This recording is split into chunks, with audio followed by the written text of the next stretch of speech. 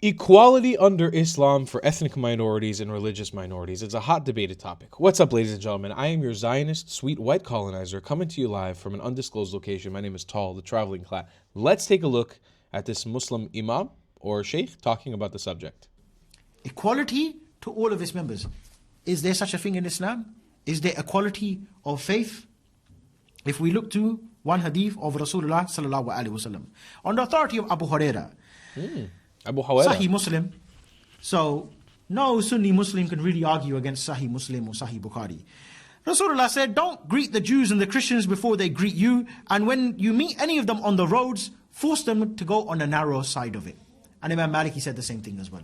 In fact, Umar ibn Khattab, who Rasulullah sallallahu alaihi wasallam, he said that if there was to be another Nabi after me, it would be Umar ibn Khattab in his own charter, not charter of United Nations, in his charter with the people of Sham, with those Christians of Sham, in his charter was Kafir and Muslim, they're not allowed to wear the same clothes as one another. If the Muslim, he comes out on the day of Eid and he sees Kafir with nice clothes, the Kafir has to take his clothes off and give it to the Muslims.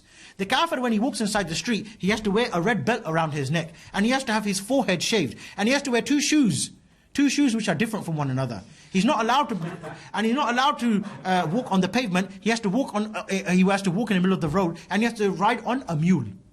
And that's only for the adults, not for the children. And you can see how Islam would make the child become a Muslim. The kafir, or the child growing up in a state of kufr, he will turn to Islam. Why? Because the child will be walking along with his dad. He said, Dad, yeah?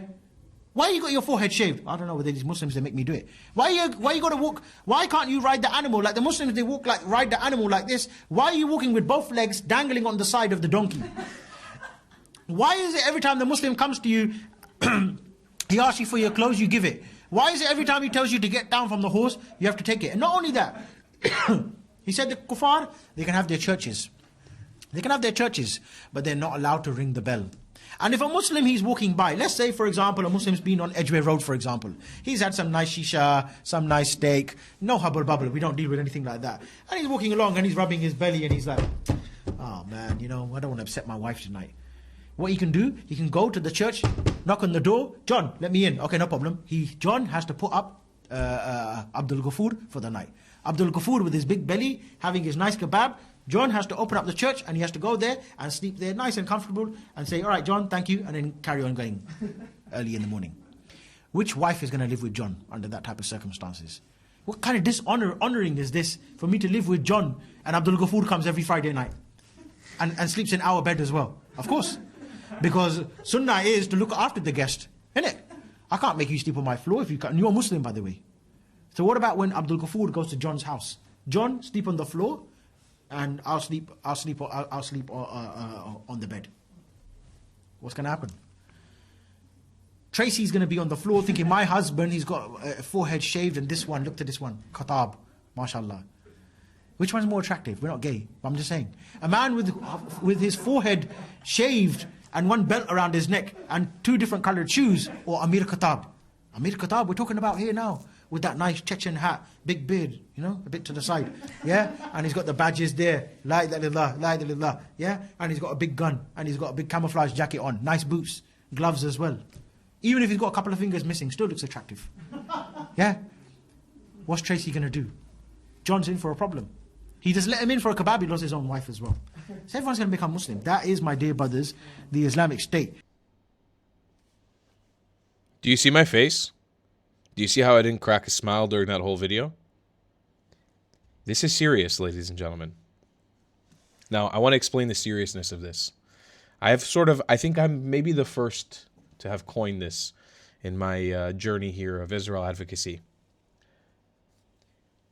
Arabism and Islamism is a supremacist movement. These people believe that they are supreme to all other human beings. They believe that Arabic is the supreme and sacred language, and it is better than all other languages, that Islam is the supreme religion and is better than all other religions, and that they themselves as Arabs, or Arabs Muslims, or Arabized Islamic peoples, are better than any other people. These things that he was talking about making a kafir, about making a Christian ride a mule when they had to ride a horse, they actually enacted these things on Mizrahi Jews like people like me. Now, obviously, I grew up in the States, so I didn't get this from Muslims, but a couple generations back, Yemeni Jews, they had to wear yellow patches that said they were a Jew. Kind of reminiscent of somebody, huh? They couldn't walk on the same side of a road as a Muslim. They could not ride on a horse. If a Muslim was riding on a horse, they'd have to ride on a donkey. What is the point of this? To force everybody, to make your life so horrible, to force you to convert to Islam. That's supremacy. That's racism. That's persecution of religious minorities and ethnic minorities. And I think people need to understand that this perspective, I guess this is happening, this sermon is happening in some random mosque in the UK somewhere. This is not the minority, unfortunately. This is the majority Muslim perspective. It's the minority that don't think like this. And that's the reason that the Arab Muslim world looks the way it does today. And my single-handed reason here today and why I exist doing what I do is to take the Arab people and go, let's bring you down a notch. It is important for all of us to take on this fight of bringing Arabs around the world down a few pegs.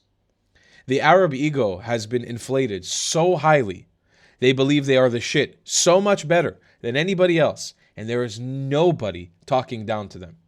And it's not to discriminate against them based on race, because for all intents and purposes, I'm an Arab just like them. My family comes from Iraq. We grew up speaking Arabic. Our family speaks Arabic. Our family grew up around Muslims. So to them, we'd be an Arab. Until you say you're a Jew, until you say you're a Yahudi, then you're just a kafir. You couldn't possibly be an Arab, even though you inhabited those lands way before Arabs even existed. That's what we need to do as a global community these days. Take the Arabs, have a conversation with them, and bring them down a couple notches. Y'all ain't shit. Y'all don't produce anything. You don't add anything to the world, minus a few of you guys who are living in the Gulf who are actually contributing to human society. A majority of you guys spend your time in religious extremism, oppressing women, oppressing LGBTQ folks, and killing people.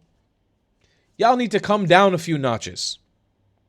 It's not to say anything. It's not a commentary on your religion. It's not to say that your religion is bad. It's not to say that you guys are bad people. But you need to come down a few notches. Y'all ain't shit. Ya Arab Ismani. Y'all ain't shit. Y'all aren't better than anybody else. Y'all ain't smarter than anybody else, that's for sure. Y'all ain't more successful than anybody else. Y'all need to bring yourself a few notches. This kind of rhetoric is shit that I won't let fly. I'm not going to be talked down to by no Muslim who's going to tell me I'm going to be his slave or I'm going to be treated differently than him because I'm a Jew. At least they're not going to say it to me without a fight. And that's all I got to say. Ladies and gentlemen, thanks for supporting my channel and the work that I do here. I love you guys a long time, and I'll see you in the next one. Goodbye.